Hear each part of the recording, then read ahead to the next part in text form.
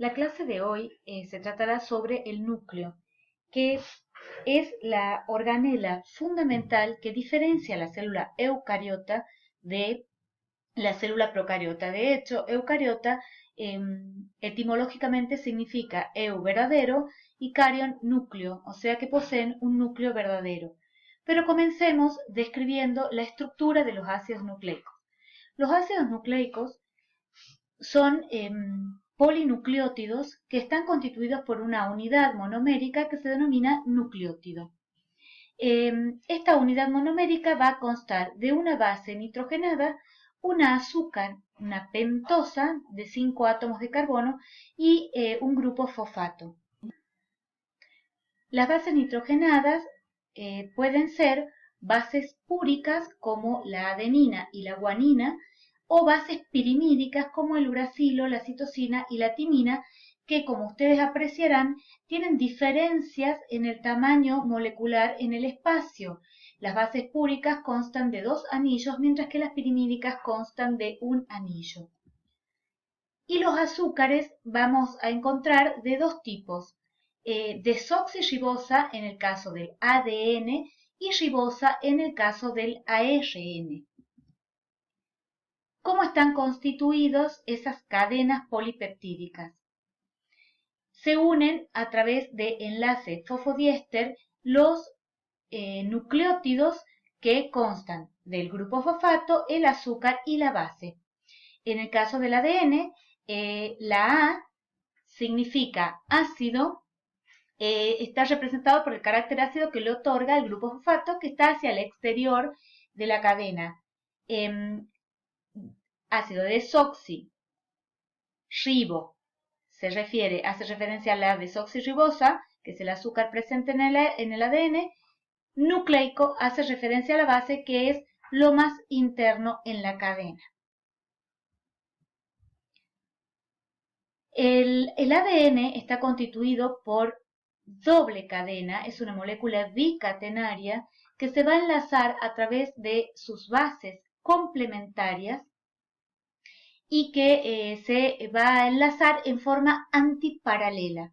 Es decir, fíjense, del extremo 3' hacia el 5' con la cadena complementaria al revés del extremo 3' hacia el 5'.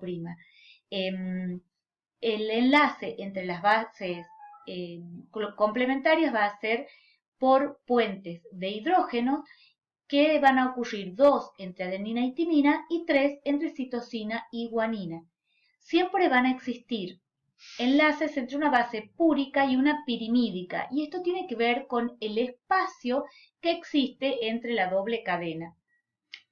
Ese espacio va a ser de 11 nanómetros, reuniendo siempre una base púrica de 7 nanómetros con una pirimídica de 4 nanómetros. Y es por eso que siempre va a haber, se van a unir en forma complementaria una base púrica con una base pirimídica. Espacialmente también el ADN es una molécula bicatenaria que adopta la forma helicoidal a modo de una escalera caracol, siendo las barandas el ácido fosfórico con los azúcares que van a unir esas barandas con los distintos escalones constituidos por las bases complementarias.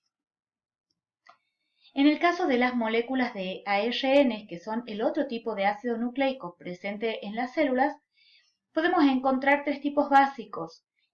Más adelante, en el avance de la carrera, podrán apreciar que hay varios tipos de ARN más. Pero vamos a ver estos 3 tipos básicos: ARN de transferencia, ARN mensajero y ARN ribosómico. En todos los casos constituyen moléculas bicatenarias y en su constitución cada nucleótido tiene un grupo fosfato, un azúcar ribosa, y en las bases complementarias vamos a tener adenina, uracilo en lugar de timina, citosina y guanina.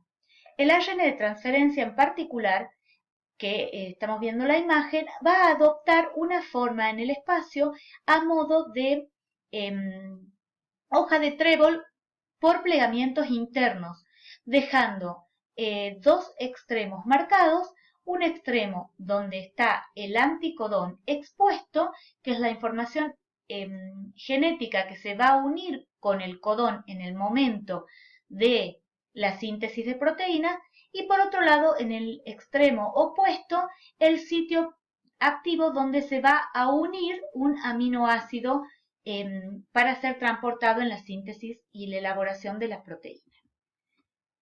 El otro ARN que mencionamos es el ribosómico, que constituye el ribosoma, que es la organela de síntesis de proteínas.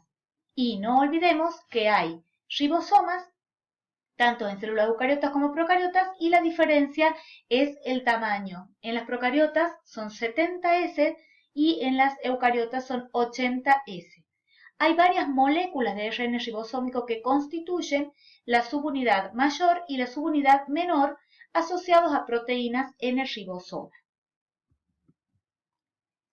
Entonces, vamos a ver que en el caso de los procariotas hay dos moléculas de ARN ribosómico en la subunidad mayor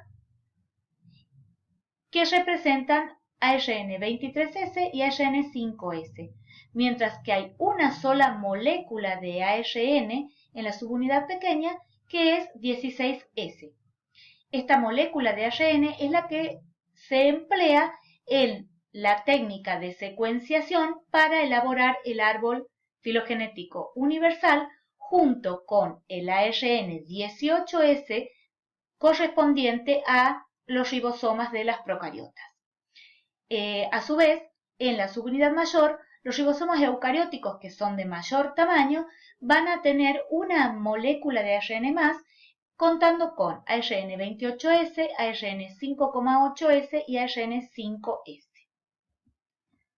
Y el último de los ARN que vamos a describir es el ARN mensajero, que es el que se va a copiar a través del proceso de transcripción de una hebra de ADN molde para transmitir el mensaje de secuencia específica de los aminoácidos en la constitución de la proteína.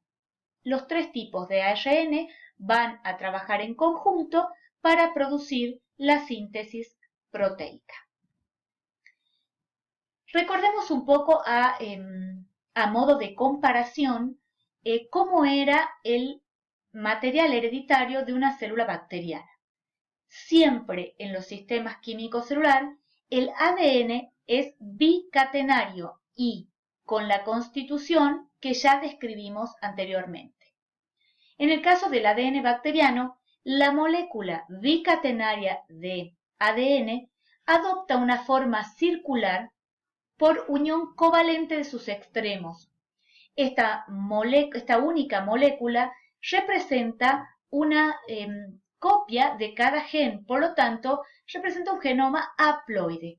Pero además, en la célula bacteriana podemos encontrar moléculas de ADN más pequeños que se denominan plásmidos e intervienen en los mecanismos de recombinación génica para distintos caracteres que varían de una célula a otra. Esta molécula de ADN circular puede estar asociado a proteínas en algunas procariotas, pero jamás van a ser proteínas histónicas. Y pueden también sufrir plegamientos que no van a representar la compactación del material hereditario de eucariota que vamos a analizar más adelante. Este es un esquema de un cromosoma secuenciado bacteriano para que ustedes se den una idea. Ya se conocen algunos cromosomas completos y se han realizado un mapa de cómo se disponen los genes a lo largo de todo el cromosoma.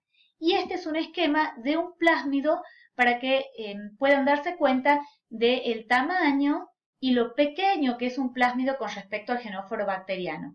Codifica para muy pocos genes, entre ellos la estructura de superficie para poder poner en contacto una célula con otra, que es un pili o pelo sexual, además de genes específicos como por ejemplo resistencia a algún antibiótico. Recordemos cuáles son las funciones del ADN. Las dos funciones del ADN son, por un lado, la replicación, o duplicación, que consiste en la capacidad del ADN para generar copias idénticas a sí misma. Esta función permite la maquinaria de reproducción, generando a partir de una célula madre células hijas. Y por otro lado, la otra función que tiene el ADN es la transcripción, que consiste en la copia o la síntesis de una molécula de ARN a partir de un ADN molde, que luego, por traducción, va a producir una proteína. Esta función permite la maquinaria de herencia, ya que recuerden, los caracteres hereditarios son bioquímicamente proteínas. En el caso de una célula bacteriana o de arquea, que son procariotas, el tamaño celular pequeño va asociado a una simplicidad estructural llamativa, con lo cual la información genética es más sencilla y los procesos de reproducción van a ser más simples. Las células procariotas se reproducen por fisión binaria. En este esquema estamos viendo la duplicación de la molécula, de la única molécula de ADN que se va a producir por anclaje a la membrana plasmática de la misma. Entonces, el ADN se va a unir a la membrana plasmática mientras la célula aumenta de tamaño. Esa elongación permite que vayan migrando una molécula hacia un lado y la otra molécula hacia el otro por estiramiento de la membrana plasmática, y finalmente va a ocurrir una separación de citoplasma que va acompañada no solo del estrangulamiento celular y la formación de nueva membrana, sino de la restitución de las paredes celulares hijas. No se olviden que la gran mayoría de las procariotas poseen paredes celulares. A su vez, las procariotas van a tener diferentes mecanismos de recombinación génica. Todos los seres vivos deben tener variantes en sus genomas para poder tener la capacidad de adaptación al medio y la capacidad de evolución que dijimos que es es característica de un sistema vivo. Estos procesos de recombinación génica son fragmentarios, es decir, en general no involucran los genóforos completos. Por otro lado, son unidireccional, es decir, de una célula donante a una receptora, y son mecanismos de transferencia muy especializados, que van a ocurrir con distintos niveles de frecuencia. El más frecuente por lejos es el mecanismo de conjugación. Después puede ocurrir transducción y transformación. Veamos qué sucede en cada uno. En el caso de la conjugación, que dijimos que es el mecanismo de recombinación génica más frecuente, lo que va a transportarse en general de una célula donadora a una receptora es el plásmido. También puede ocurrir que pase fragmentariamente un fragmento del cromosoma bacteriano, pero siempre es fragmentario, nunca pasa el genóforo completo.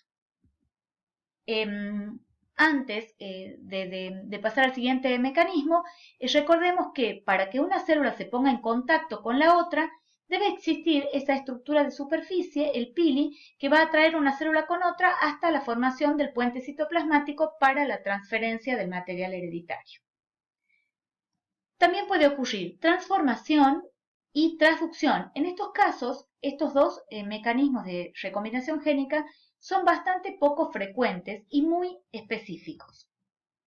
En el caso de la transformación, lo que vamos a encontrar es que un fragmento de ADN que está en el ambiente por lisis de una bacteria va a ser introducido por mecanismos altamente específicos e incorporados al genoma bacteriano, produciendo la transformación del mismo. Para esto se necesitan proteínas altamente específicas del ligado del ADN. Y en el último caso, lo que va a haber es una infección viral en donde una de las partículas víricas, en lugar de ensamblar genoma vírico, ensambla genoma bacteriano. Entonces, esa partícula vírica va a infectar a otra célula bacteriana y, como era una partícula transductiva que llevaba ADN bacteriano de la bacteria infectada anterior, entonces se va a producir la transformación del genoma. Eso es con respecto a cómo influye entonces el tamaño en la maquinaria de reproducción, haciendo que las procariotas tengan una reproducción muy sencilla por fisión binaria con mecanismos de recombinación génica ya descritos. Pasemos a describir qué pasa con la otra función del ADN, que es la transcripción y el tamaño celular. En el caso de las bacterias, todo el ADN es codificante para proteínas, es decir, que la transcripción o la copia al ARN mensajero se va a dar en un solo paso. Y es por esto que a medida que se va produciendo, a medida que el ARN mensajero se va leyendo, van a producir la síntesis de proteína en forma conjunta, formando lo que se conoce como poliribosomas.